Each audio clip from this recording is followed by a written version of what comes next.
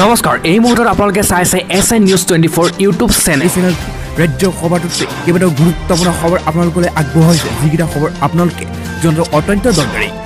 আৰু এই খবৰকেইটা আপোনালোকে উপস্থাপন কৰাৰ আগতে আপোনালোকে যদি এই চেনেলটো নতুনকৈ আহিছে তেন্তে চেনেলটো প্লিজ সাবস্ক্ৰাইব কৰি থব আৰু ভিডিঅ'টোত এটা লাইক কৰি উৎসাহিত কৰিব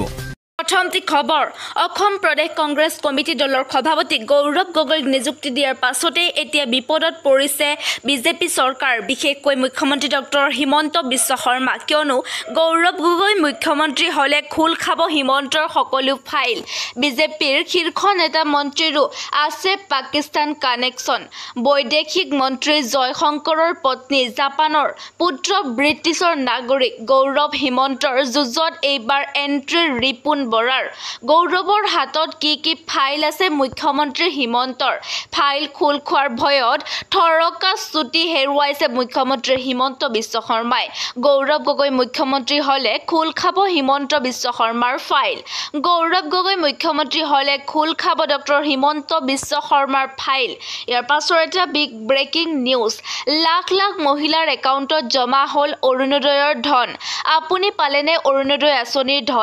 ধন জমা নহলে আপুনি দিব পাৰিব অভিযোগ নতুনকৈ অৰুণোদয় আঁচনি লাভ কৰা হিতাধিকাৰীৰ একাউণ্টত জমা হ'ব ধন যদি আপুনি এতিয়াও ধন লাভৰ মেছেজ পোৱা নাই তেন্তে শীঘ্ৰেই পৰীক্ষা কৰক অভিযোগ দিয়াৰ বাবে চৰকাৰে মুকলি কৰিছে হেল্পলাইন নম্বৰ ইয়াৰ পাছৰ এটা বিগ ব্ৰেকিং নিউজ মুখ্যমন্ত্ৰী হিমন্তৰ দিন উকলিলে এই মুহূৰ্তত এটা ডাঙৰ খবৰ আহি পৰিছে কিয়নো ৰাজ্যিক বিজেপিৰ হিমন্ত বিশ্ব শৰ্মাৰ এতিয়া দিন উকলিছে 2026ত খলনি হ'ব বিজেপিৰ মুখ্যমন্ত্ৰী প্ৰাৰ্থী বিজেপিক লাগে উজনিৰ নেতা পুনৰ সৰ্বানন্দৰ শৰণাপন্ন হ'ব নেকি ৰাজ্যিক বিজেপি গৌৰৱ গগৈক ৰুধিবলৈ বিকল্পৰ সন্ধান বিজেপি RSSৰ উজনি অসমত নাই হিমন্তৰ জনপ্ৰিয়তা হিমন্তক লৈ সন্তুষ্ট নহয় বিজেপিৰ কৰ্মী ইয়াৰ পাছৰ এটা বিগ ব্ৰেকিং নিউজ উৎকট গৰম ৰাজ্যত 6 গৰাকী লোকৰ সৈতে হৈছে শুকাব ঘটনা এই মুহূৰ্তৰ এটা বিগ ব্ৰেকিং নিউজ প্ৰচণ্ড গৰমত সহ্য কৰিব নোৱাৰি 6 জন লোকে হেৰুৱালে প্ৰাণ গৰমৰ পৰা পৰিত্ৰাণ বিচাৰি জলপ্ৰপাতসমূহত কৰিছে ভিৰ ৰাজ্যত ক্ৰমাগতভাৱে পাৰস্তম্ভই স্পৰ্শ কৰিছে 40 ডিগ্ৰীৰ ঘৰ নিহত নাৰেংগীৰ লোকজনৰ নাম শুভন বড়ো গুৱাহাটীৰ নাৰেংগীৰ ফৰেষ্ট গেটত এজন লোকৰ মৃত্যু হৈছে হিটষ্ট্ৰোকত ৰাজ্যত 6 গৰাকী লোকৰ সৈতে শুকাব ঘটনা সংঘটিত হৈছে উৎকট গৰমৰ মাজতে ৰাজ্যত শুকাব ঘটনা ইয়াৰ পাছৰ এটা বিগ ব্ৰেকিং নিউজ চৰকাৰী পকীঘৰৰ বাবে আজি আৱাজ প্লাছত আবেদন কৰক কিদৰে ঘৰতে বহি কৰিব আবেদন চৰকাৰী পকীঘৰৰ বাবে আজি আৱাজ প্লাছত আবেদন কৰক এই মুহূৰ্তত এটা ডাঙৰ খবৰ আহি পৰিছে সেলফ সাৰ্ভেৰ বাবে মুকলি কৰা এপত চলি আছে কাম আবেদনৰ বাবে কি নথি পত্ৰৰ প্ৰয়োজন জীৱিকা সখীয়ে চলোৱা জৰীপ সম্পূৰ্ণ নোহোৱা সকলে কৰক সেলফ সাৰ্ভে আধাৰ নম্বৰৰ সৈতে কৰক পঞ্জীয়ন মহিলা হিতাধিকাৰীক দিয়া হ'ব অগ্ৰাধিকাৰ আবেদনৰ বাবে প্ৰয়োজন হ'ব আধাৰ কাৰ্ড জব কাৰ্ড আৰু আধাৰ সংযোজিত বেংক একাউণ্ট এই ষ্টৰৰ পৰা ডাউনলোড কৰক আৱাজ প্লাছ 2024 জানি লওক আৱাজ প্লাছত কৰিব পাৰিব আবেদন আৱাজ প্লাছৰ জৰিয়তে আজিয়ে কৰক আবেদন কিদৰে ঘৰতে বহি কৰিব আবেদন এটা বিগ ব্ৰেকিং নিউজ ধুবুৰীত বাজি উঠিছে সাইৰেন এটাকৈ বিচাৰি উলিওৱা হ'ব অপৰাধীক বৰ্তমানলৈ গ্ৰেপ্তাৰ 38 জন ধুবুৰীত বাজি উঠিছে সাইৰেন মুখ্যমন্ত্ৰীৰ নিৰ্দেশৰ পিছতে ধুবুৰীত আৰম্ভ বৃহৎ একচন আইন হাতত তুলি লোৱা প্ৰতিগৰাকী পৰিব জালত অপৰাধীক লগে গুলিয়াবলৈ নিৰ্দেশ দিছে মুখ্যমন্ত্ৰীয়ে শিলগুটি দলিওৱাৰ সকলো অপৰাধীক গ্ৰেপ্তাৰৰ নিৰ্দেশ মুখ্যমন্ত্ৰী ধুবুৰীৰ ঘটনাৰ লগত জড়িত আছে বাংলাদেশৰ শক্তি এটা দুটা চক্ৰই এই কাম কৰি আহিছে ৰাজপথত যুদ্ধংদেহী ৰূপত নামিছে CRPF ৰেপিড একচন ফ'ৰ্চ পাতালৰ পৰাও বিচাৰি উলিওৱা হ'ব অপৰাধী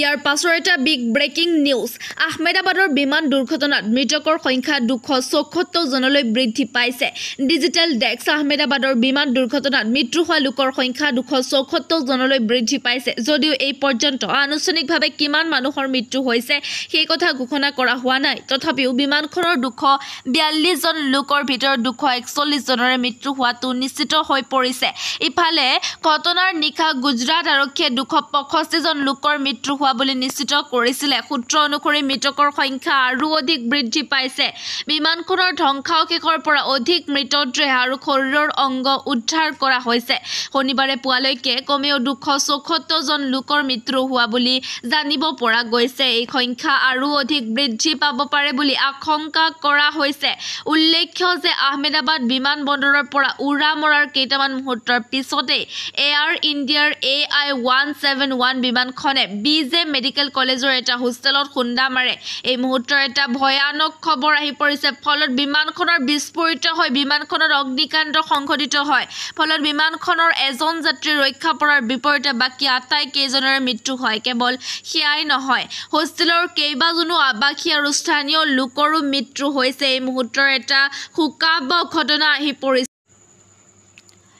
ইয়াৰ পাছৰ এটা big breaking news Nalbari Jagiroad Patharkandi Margherita আৰু ধুবুৰীবাসীৰ বাবে এটা বৃহৎ ডাঙৰ খবৰ আহি পৰিছে আগষ্ট মাহত লাভ কৰিব প্ৰথম কিস্তিত 10,000 টকা মুখ্যমন্ত্ৰী উদ্যমিতা আঁচনিত আবেদন কৰা মহিলাসকলৰ বাবে ভাল খবৰ কিয়নো আগষ্ট মাহৰ পৰাই লাভ কৰিব প্ৰথম কিস্তিত 10,000 টকা সমষ্টি ভিত্তিক ধন বিতৰণৰ দিন ঘোষণা চৰকাৰৰ আগষ্ট মাহত নলবাৰী জাগিৰোড পাথাৰকান্দি মাৰ্ঘেৰিটা আৰু ধুবুৰী সমষ্টিৰ মহিলাই লাভ কৰিব 10,000 টকা আগষ্ট মাহত 5টাকৈ সমষ্টিৰ বাছনিভুক্ত মহিলাই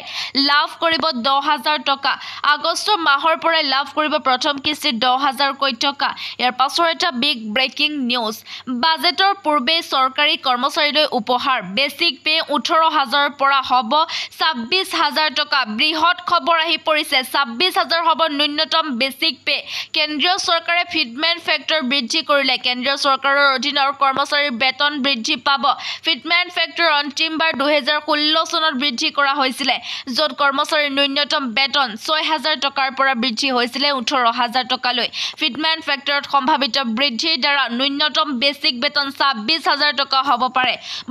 বৰ্তমান ন্যূনতম বেসিক পে 18,000 টকা বৃদ্ধি পাব সকলো ভাত্ৰা যদি বেসিক পে 18,000 টকাৰ পৰা 26,000 টকা হয় তেন্তে ডিএ বৃদ্ধি পাব ডিএ বেসিক পেৰ 31% অৰ্থাৎ বেসিক বেতন বৃদ্ধি পালে নিজে বৃদ্ধি পাব কৰ্মচাৰীৰ ডিএ ইয়াৰ পাছৰ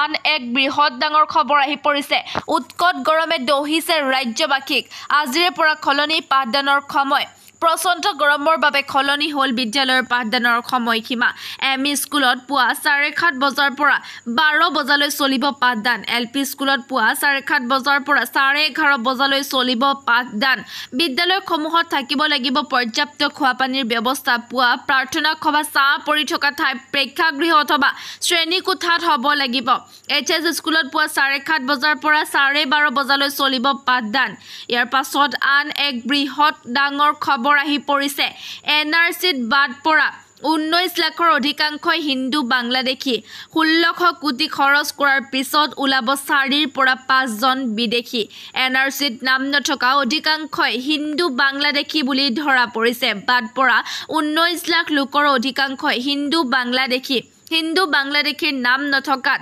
এনআৰচিৰ পৰা পিছুৱাইছিলে চৰকাৰ নাম